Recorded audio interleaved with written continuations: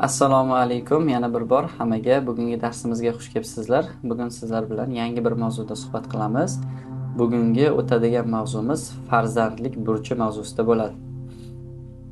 Biz o'tgan darslarimizda ota-ona kimligi, bizni ularning oldida qanaqa vazifalarimiz borligi, ularga qanday qilib xizmat qilsak, roziligiga tezroq yetib borishimiz haqida suhbat qilgan bo'ldik.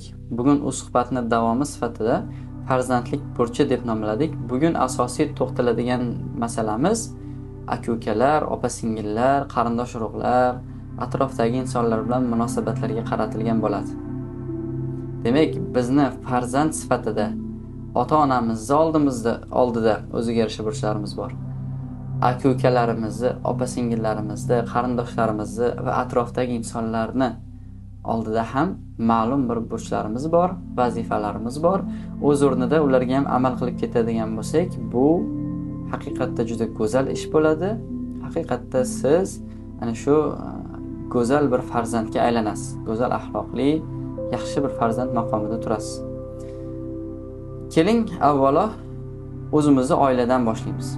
Ota-ona oldidagi burchlarimiz tushunarli. Demak, ularga tan bilan, til bilan, dil bilan va mol bilan xizmat qilishimiz kerak ekan. Lekin oilada faqat ota-onamiz bor emas-ku. Ulardan boshqa ham oilamiz a'zolari bor. Ularning ham bizda o'ziga yarasha haqlari bor. Bular haqida gaplashamiz. O'zi oilada totuvlik bo'lishi uchun, xotirjamlik, tinchlik, yaxshilik hukmron bo'lishi uchun faqatgina ota-onani orasidagi munosabat zo'r bo'lishini o'zi kifoya qilmaydi. Aytaylik, ota bilan onani ikkalasini o'rtasida munosabat, muhabbat, hurmat juda kuchli bo'lsa-yu, lekin farzandlar o'rtasidagi munosabatlar tartibga solinmagan bo'lsa, yaxshi bo'lmaydigan bo'lsa, bu oilada xotirjamlikni topib bo'lmaydi.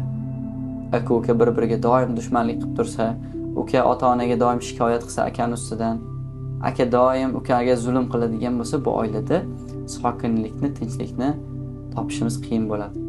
O'shaning uchun ham oilada xotirjamlik bo'lishi uchun aka bilan ukani, opa bilan singilni, ota bilan onani va bularning har birini, aytaylik, ota bilan o'g'ilni, ota bilan qizni, ona bilan o'g'il, ona bilan qizni, hammalarning o'rtasidagi munosabat tartibga solingan bo'lsa, o'zaro hurmat asosida hamma o'zini haqlarini, huquqlarini va mas'uliyatini his qilgan holda bo'ladigan bo'lsa, mana shu oilada haqiqiy sakinat bo'ladi. Sakinat deganda xotirjamlikni tushunsangiz bo'ladi, oddiyroq tushuntiradigan bo'lsam. Agar bizni oilamizda mana shunday hurmat topiladigan bo'lsa, ota-ona, aka-ukalarning bir-biri bilan munosabatlari yaxshi bir holatga keladigan bo'lsa, mana shu oilaga yaratganni sakinati yog'iladi deyiladi. Tushunyapsizmi? Sakinat bu juda go'zal narsa. Ko'chadan uyga kelasiz, kayfiyatingiz yo'q, asabingiz buzilgan, yomon baho olgandirsiz balki, ko'chadagi ishlar, o'rtoqlaringiz bilan munosabatlar, xullas kayfiyatingiz biroz tushgan bo'lsa ham, shunda uyga kelganingizda agar sizda oilangizda sakinat bo'ladigan bo'lsa, hamma g'am tashvishlaringiz u sizni siqayotgan narsalar shunday tarqab ketadi. Xotirjam bo'lib qolasiz. Hatto ota-onangiz ham.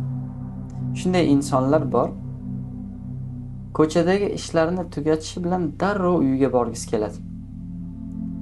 Ishini tugatadi, uni hech kim ushlab qola olmaydi. Ozgina ko'cha aylanaylik, ozgina biron joyda o'tiraylik, suhbatlashib desangiz, tezroq uyga ketishga harakat qiladi. Ba'zi bir otalar. Nimaga bunaqa ekan desa, chunki ular oilasida sakinatni topgan ekan. Shuning uchun ham oilasiga ko'proq talpinadi. Chunki hozir u uyiga borsa, uyda odobli, bir-biridan go'zal shirin shakar farzandlar kutib turibdi. Shirin ovqatlar qilib ahli ayoli, ota-onasi kutib turgan bo'ladi. Buning uchun ham u darrov ishini tugatishi bilan uyiga shoshiladi. Yana ba'zi bir otalar borki, ko'chadan beri kelmaydi. Ishxonasidan chiqib, ancha vaqt ko'cha aylangisi, do'stlari bilan u yoq bu yoqqa borgisi.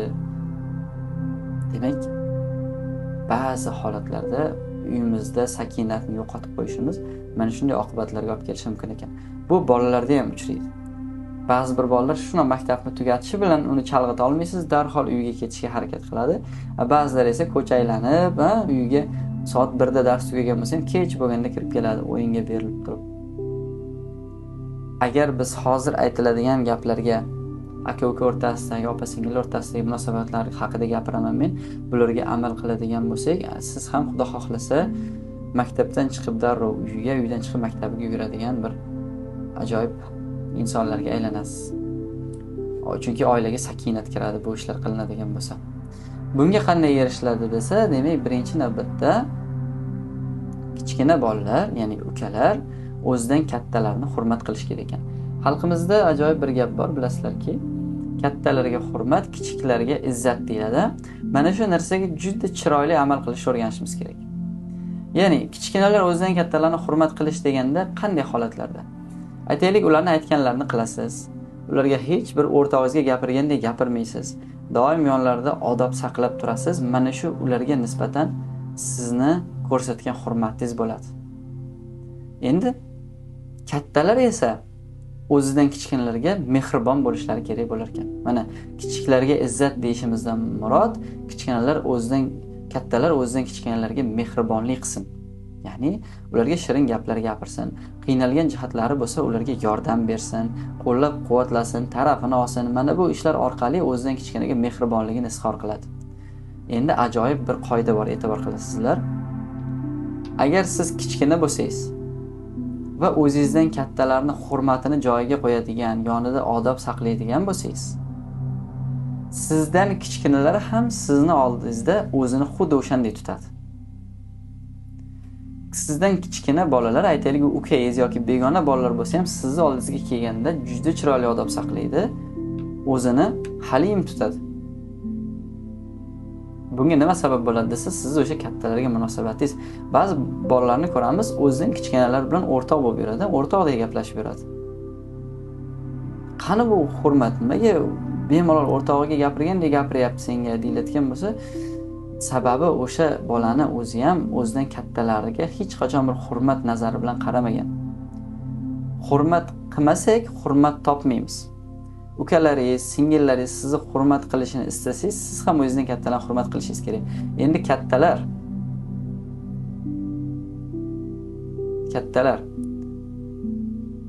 o'zimizdan kattalar bizga mehribon bo'lishini istasak, biz o'zimizdan kichkinalarga mehribon bo'lishimiz kerak ekan. Mana yosh kattalar, ukalaringiz bo'lsa, ularga mehribonlik qiling, qo'llab-quvvatlang, yordam bering, tarafni oling.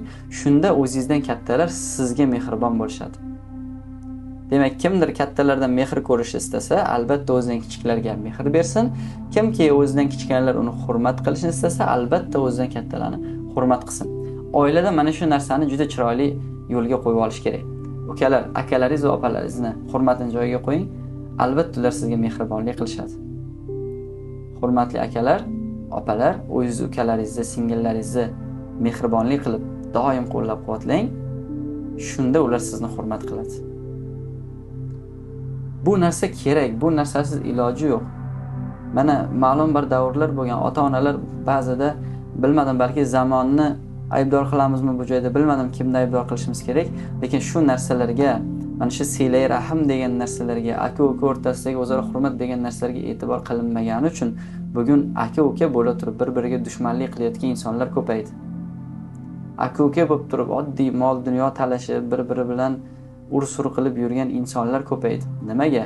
Chunki ularni tarixini surishtirsangiz, hech qachon boyagi aka ukasiga mehribon bo'lmaganligini, hech qachon boyagi uka akasini hurmat qilmaganligini guvohi bo'lasiz, agar ozgina o'tmishini surishtiradigan bo'lsangiz. Bizni ham hayotimizda, mana bizni tinglayotganlarning ichida ota-onalar ham borki, murojaatimiz shuki, erta kelgusida farzandlarimiz bir-biri bilan mana shunday yomon munosabatda bo'lishni istamasak, bugun kichkinalarga hurmatni, kattalarga esa mehribonlikni o'rgatishimiz zarur ekan. Bizni tinglayotgan ukalarimiz, singillarimizga aytadigan gapimiz ham shu. Kelajakda ukalaringiz bilan, akalaringiz yoki opalaringiz bilan juda qadrdon bo'lishni istaydigan bo'lsangiz, buni hozirdan boshlaysiz. Hozirdan kattalar o'ziga mehribonlikni, kichiklar esa hurmatni lozim tutsinlar. Shunda bizning kelajagimizda juda chiroyli silay rahim shakllanadi. Silay rahim deb gapiryapman. Bu kimlar uchundir murakkab bo'lishi mumkin, tushuntirib o'tib ketaman. Silay rahim bu qarindosh urug'larga, yaqinlarga bo'lgan mehribonlik nazarda tutiladi. Aytaylik, akalarni ukalariga nisbatan mehribonligi bu ayni silay rahimdan. Ularga yordam berishi, qo'llab-quvvatlashi, buni hammasini biz umumiy qilib silay rahim deb turib ataymiz. Va hozir darsimiz davom etar ekan, men sizlarga ayni mana shu silay rahimni foydalari va ko'rinishlari haqida asta-sekin ma'lumot berishni boshlayman. Xo'p.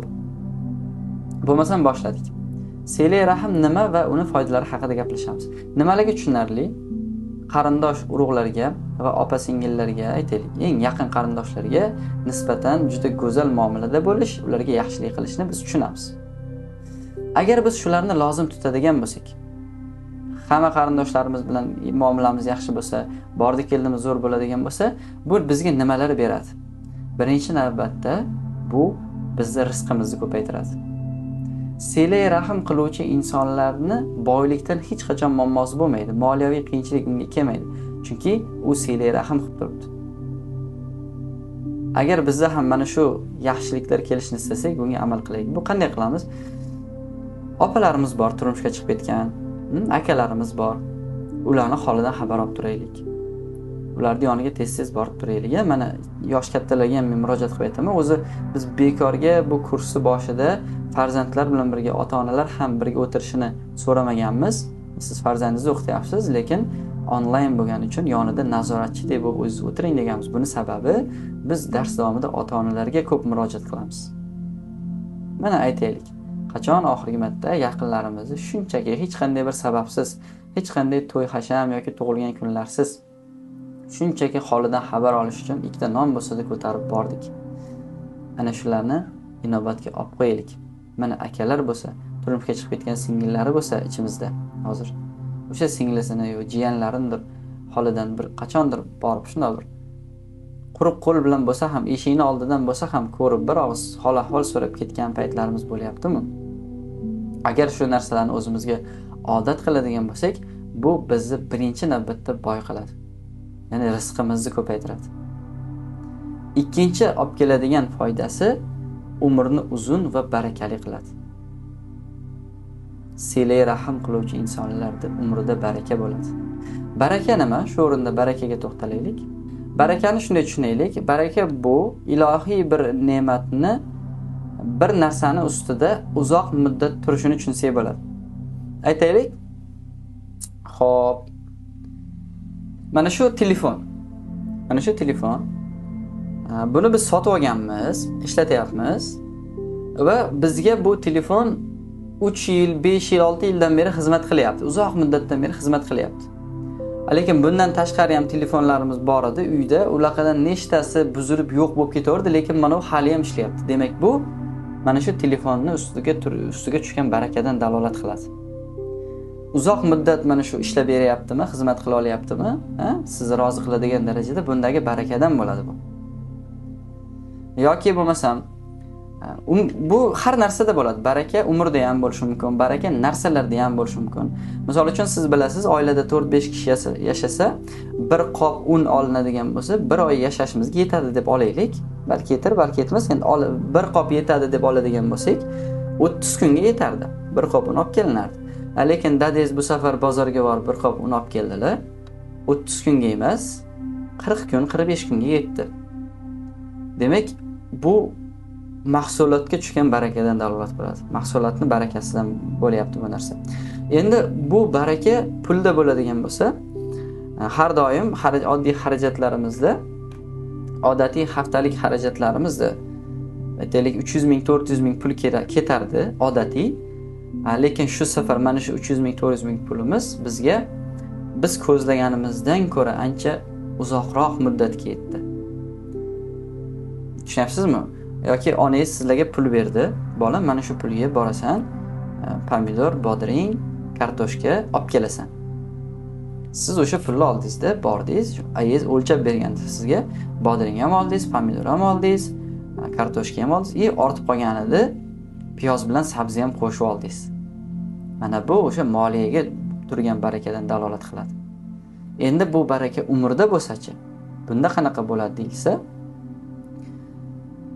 inson qancha muddat yashashidan qat'iy nazar katta buyuk ishlarni qila oladigan bo'lsa, ya'ni qisqa fursatda ko'proq ishlarni qila oladigan bo'lsa, bu uni umriga tushgan barakadan bo'ladi.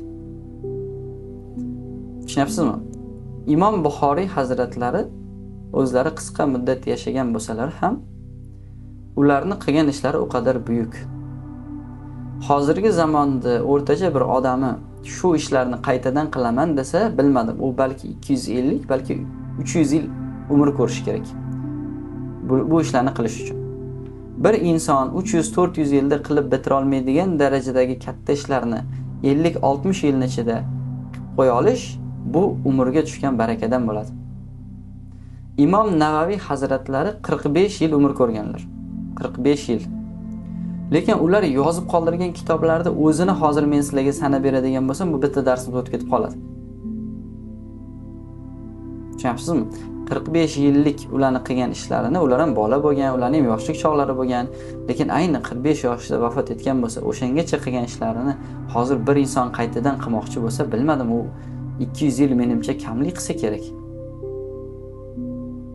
Mana bu ularni umridagi barakadan edi. Agar biz ham silay rahim masalasiga, qarindosh urug'lar bilan munosabat masalasiga qattiqroq turadigan bo'lsak, e'tiborliroq bo'ladigan bo'lsak, bizni necha yil umr ko'rishimiz muhim emas. Odamlar 100 yillab yashab turib qila olmagan ishlarni siz qisqa fursatda qilishingiz mumkin. Mana qarang, o'tgan darsda ota-ona haqida dars o'tdik. Ota-onaga qanday xizmat qilish haqida dars o'tdik. Agar kimdir shu darsdan ta'sirlanib, oilasidagi muhitni o'zgartirib, ota-onani xizmatiga qat'iy kirishib, hayotini tubdan yaxshilaydigan bo'lsa, u buyuk ish qila olibdi. U ota-onani rozi qilishga qattiq bel bog'labdimi?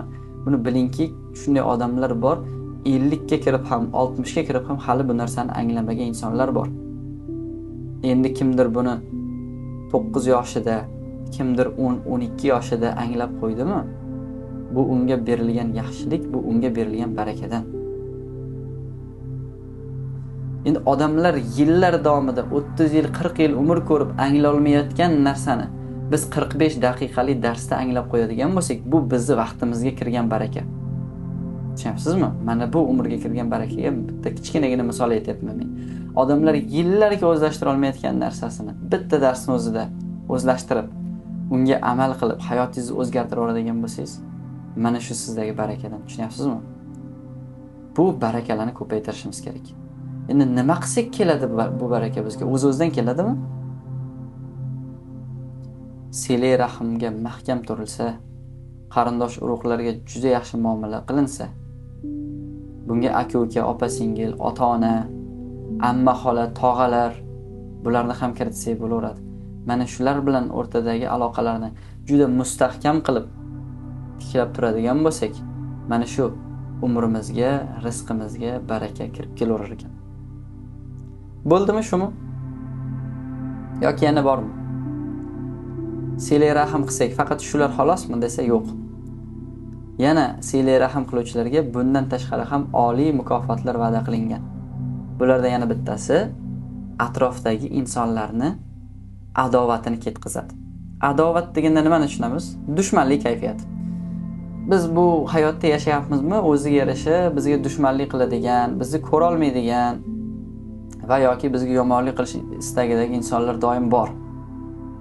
Bu do'stlarimiz bo'lsin, u begonami, farqi yo'q kim bo'lsa. Bizni ko'ra olmaydigan insonlar doim topiladi. Biz hech qachon hayotdagi hamma odamlarni birdek rozi qila olmaymiz. Albatta hammaning ham o'ziga yarasha negativlari bor. Hozir meni darsim kimgadir yoqib, shu narsani eshitib, hayotida yaxshilik olib kirishga harakat qilayotganlar bor, lekin meni o'z o'rnida tanqid qilayotganlar ham topiladi. Endi men hammani birdek rozi qilishga harakat qilishim to'g'rimi? Yo'q, to'g'ri emas. Baribir ham men bitta narsani o'ylashim kerak. Siz ham, hammamiz bitta narsani o'ylashimiz kerak. Baribir ham odamlar bizdan 100% rozi bo'lishmaydi. Odamlarni biz haqimizda nima deyotgani, bizga qanaqa kayfiyatda qarayotgani bizga qiziq emas. Bizga yaratgan nima deydi? Odamlar nima deydi emas, yaratgan nima deydi deb yashashga boshlash kerak. Mana shu ishni qiladigan bo'lsam, odamlar men haqimda yaxshi gaplarni gapirarmikin yoki odamlar nima derkin degan gapni yig'ishtirib qo'yish kerakda. Mana shu ishni qiladigan bo'lsam, yaratgan nima derkin? Rozi bo'larmikin shu ishimdan degan bir fikr bilan yashashni boshlasak, ana shunda hammasi yaxshi bo'ladi. Endi aytayapmiz. Bizni qilayotgan ishlarimiz har doim ham hammaga yoqavermaydi. Kimlardir albatta bizni yomon ko'radi, kimlardir bizga dushmanlik qiladi. Lekin silay rahim qiladigan insonlar mana shu adovatlardan, mana shu dushmanlik kayfiyatidan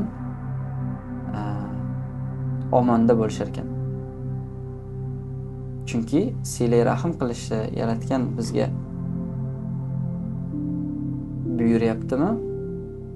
Endi buni mukofot sifatida agar bu ishni qiladigan bo'lsak, bizga odamlarning dushmanligini ketkazib qo'yar ekan bu. Bu mukofot deng bu. Ya'ni sizga birinchidan sizni tanqid qiladigan odamlar kam bo'ladi, negativlaringiz kam bo'ladi. Birinchidan, ikkinchidan borlari ham sizga ziyon yetkaza olmaydi. Borni ham foydasi. Sizga dushmanlik qilaman deydi, lekin o'zi kavlagan chuqurlarga o'zi yiqilib yuraveradi. Qo'lidan hech narsa kelmay qolar ekan. Bu mukofotga qanday erishamiz? Bu omonlikka qanday erishamiz deyilsa, qarindosh urug', opa-singil, ota-onalar bilan munosabatlarni zo'r qilish bilan, ya'ni silay rahim qilish bilan erishsak bo'lar ekan. Ota-onaga, aka-ukalar, opa-singillar, tog'alar, ammalar, xolalar, nimaiki sizga qarindoshlik aloqasi bo'lgan insonlar bilan muomalani juda chiroyli qiling.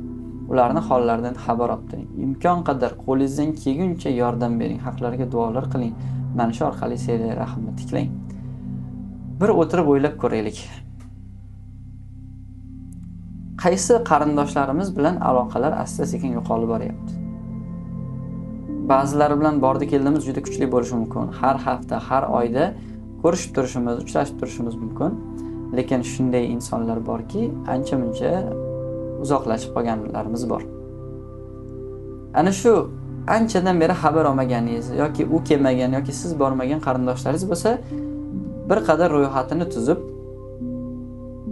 o'sha insonlarga hech bo'lmaganda qo'ng'iroq qilib bo'lsa ham hol-ahvol so'rab, yaqinroq joyda bo'ladigan bo'lsa, uyiga tashrif qilib bo'lsa ham, mana shu silay rahimni tiklab qo'yish kerak ekan.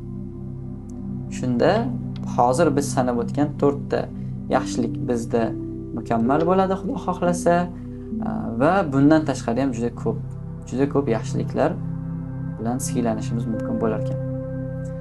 Xo'p, endi savol tug'iladi. Xo'p, tushundik.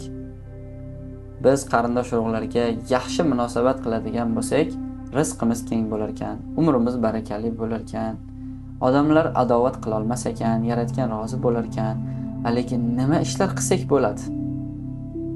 Nima ishlar qilsak biz mana shu silay rahimni qoyim qilib qo'yadigan insonlardan bo'lamiz deyilsa, buni hozir ba'zi bir yo'llarni aytib o'taman men. Bular maslahat sifatida bo'ladi. Shu ishlar qilinsa, siz o'sha aytaylik qarindoshlarga yaxshi munosabatda bo'ladigan insonlarning qatorida bo'lasiz. Misol uchun, ularni ziyorat qilish mumkin. Qarindosh urug'laringizni tez-tez ziyorat qilib turing. Faqat ziyorat qilar chog'da ba'zi bir odoblarga rioya qilish kerak. Aytaylik, ziyorat uchun bir munosib vaqt tanlab qo'yish kerak. Bu vaqt ularni dam oladigan, sayohat qiladigan, ishlaydigan va ularni bezovta qiladigan vaqtlarda bo'lmasin. Ularga qulay bo'lgan vaqtlarga ziyorat qilish belgilab qo'yasiz va borishingiz haqida ularga xabar berib qo'yasiz. Ba'zilar o'ylashi mumkin, biz oldindan aytib qo'ysak, sizlarning uylarga bugun mehmonga bormoqchimiz deb aytadigan bo'lsak, bu xuddiki meni yaxshi kutib olgin, men seniki mehmonga boryapman, menga yaxshiroq ovqat qilib qo'y, menga yaxshiroq dasturxon qilib qo'y degandek tushunadi. Shuning uchun ham xabar bermaymiz-da, uylariga shundoq bostirib kirib boraveramiz deb ham aytadiganlar bor. Bu juda ham noto'g'ri tushuncha, juda ham noto'g'ri qarash. Bunaqa fikrdagilar bu fikrni yig'ishtiraylik. Hech qachon borishingiz haqida xabar berishingiz bu meni yaxshiroq kutib ol degan ma'noni anglatmaydi. Qaytaga ularga foyda bo'ladi. Ular bir qadar o'zlarini mehmon kutadigan holda tartibga kelib olishadi. Uylarini kerak bo'lsa tozalab, chiroyli qilib qo'yishlari mumkin. Biroz tartibga kelib, qaytaga foyda bo'ladi. Indamasdan kirib borish bo'lmaydi. Demak, ziyorat qilib turish kerak. Ularni ziyorat qilish chog'ida yaxshi, to'g'ri vaqtda borish kerak. Borish haqida xabar berish kerak. Va yana bitta narsa, o'zidan zeriktiradigan, bezdirib yuboradigan darajada ko'p borish yaramaydi. lekin uzoqlashib ketadigan darajada kam ham borilmaydi. O'rtacha vaqtlarni hisobga olib borib turish maqsadga muvofiq bo'lar ekan. O'ylaymanki, buni juda chiroyli qilib ado qilib qo'yasizlar. Ularni tez-tez ziyorat qilib turing. Xo'p, davom etamiz. Yana nima qilsak bo'ladi? Agar imkoniyatingiz yetadigan bo'lsa, sizning rizqingiz keng qilingan, boyligingiz yetarli, boylik bilan ziynatlangan bo'lsangiz, ularga ham moddiy jihatdan yordam berib turish kerak. Imkoniyatingiz yetadimi? Ozroq pul berib turish kerak. Bu endi hozir biz hali ancha yoshmiz, biz hozir pul topadigan davrda emasmiz. Biz ayni ilm o'rganadigan vaqtdamiz. Men ko'p o'quvchilarimga aytaman. Bu qo'llaringiz hozir pul sanaydigan davrlarda emas. Bu qo'llarni hozir qalam ushlaydigan vaqti. Qalamni olib, ilm o'rganib, yaxshi harakat qiladigan bo'lsak, kelajakda boylik bilan ne'matlanadigan bo'lsak, endi imkoniyatimiz bu yetdimi? Mana shu qarindoshlarga yordam berib turish kerak. Yoshlik paytimizda o'zimizcha xayollar qilib yurardik. Hozir o'ylasam, hammasi juda yaxshi xayollar bo'lgan ekan. Yoshlik qilib o'ylab yurardik deb o'ylasak, yo'q. Yaxshi narsalar ham bo'lgan ekan orasida. Qarang. Yoshligimizda shu narsalarni orzu qilardik. Qani chet ellarda o'qisak, katta-katta o'qishlarni bitiramiz, ko'p pul topamiz. Keyin qarindoshlarimizni hammasiga mashina olib beramiz, uy olib beramiz, ularga ham ish beramiz degan bir narsalarni o'ylab, xayol qilib yurardik kichkina maktabda o'qib yurgan paytlarimizda. Hozir o'ylasam, juda go'zal niyatlar bo'lgan ekan hammasi. Va aytiladiki, Alloh taolo nasib qilmaydigan narsalarni xayol qildirmas deydi. Hozir juda hammasiga erishib tashladik deya olmaymiz, lekin juda ko'p holatlarda nimaniki niyat qilgan bo'lsak, bir qadar erishdik.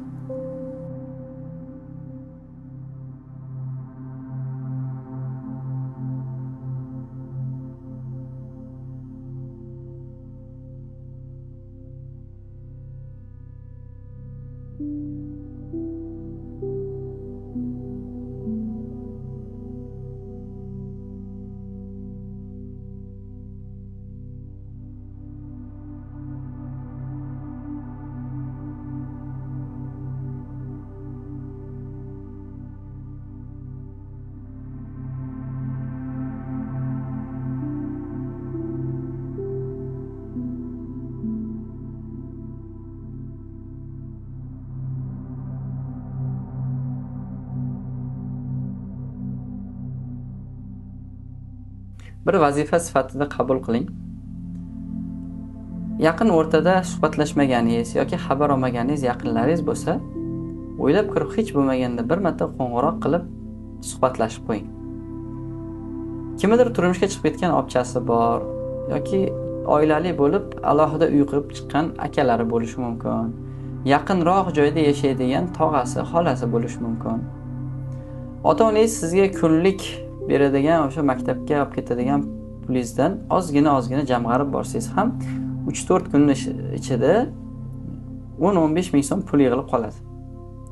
Hech bo'lmaganda ikkita non yoki bitta tarvuzmikin, qovunmikin, shunga o'xshagan narsani sotib olib, shu maktabdan qaytishingizda yaqinroq joyda bo'lsa, uylariga kirib bir salom berib, jiyanlarimni ko'rgani keldim deb yuzlaridan o'pib, jiyanlaringizni ko'rib, juda ko'p o'tirish shart emas.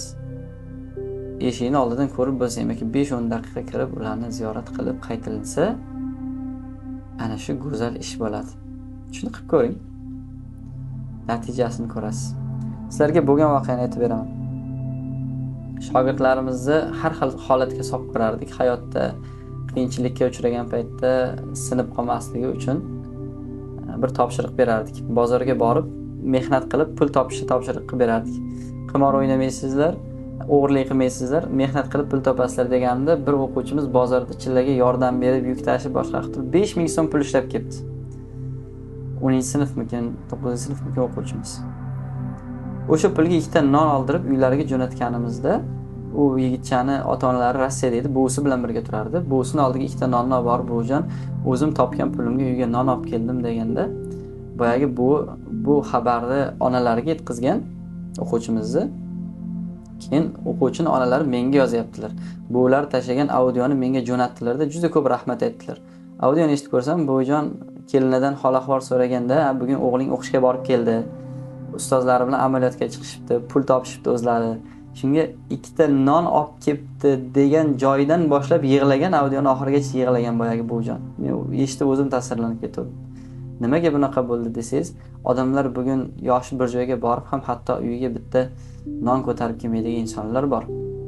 Endi 12, 13, 14 yoshli bola o'zi peshona teri bilan topgan puldan uyiga 2 ta non ko'tarib kirgani bu jonni ta'sirlantirib olgan ekanda. Shu ishlarni qilib ko'ringlar. Xudo xolasa biz dars boshida aytgan 4 ta boyagi mukofot va unga qo'shimcha yana minglagan mukofotlarni egasi, sohibi bo'lasiz, Xudo xolasa. Bugungi dars tinglaganingiz uchun hammangizga kattakon rahmat, boringlarga shukr. Darsimizni boshidan beri bir kun ham qoldirmasdan qatnashib kelayotgan o'quvchilarimiz bor. Sizlarga mingdan ming rahmat deyman. Javob berishga qiynalsa ham har safar darslarda savollarga javob berayotgan o'quvchilarimiz bor. Sizlarga rahmat deyman. Qadrdonlarim, hammalaringizni biz yaxshi ko'ramiz. Yaxshi kunlarda ko'rishaylik doim. Salomat bo'ling, yaxshi dam oling.